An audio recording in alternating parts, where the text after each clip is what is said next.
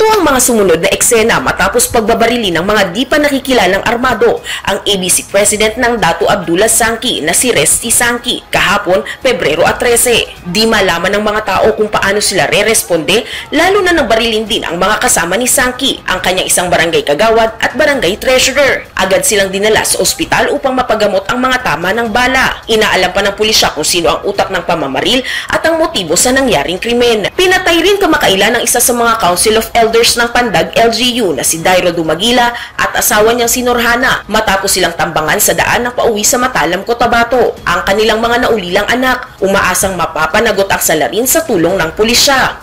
Sana po gawin nila yung obligasyon nila, ma'am, na mabigyan ng hustisya yung pagkamatay ng mga magulang namin.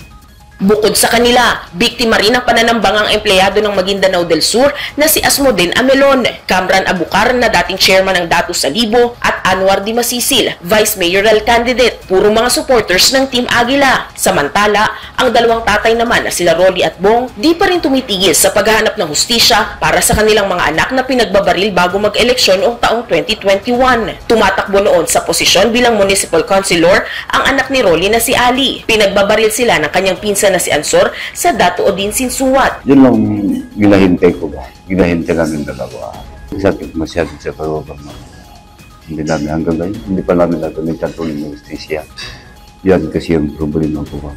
Kung paano namin hindi namin. Ano ba? Kung walang magtutulong sa amin. Napapansin na tila nauulit na naman ang pagkalat ng mga gunman bago mag-eleksyon sa Maguindanao na siyang ikinababahala ngayon ng mga residente sa komunidad. Kaya panawagan ni Pandag Mayor Oji Balayman sa national government.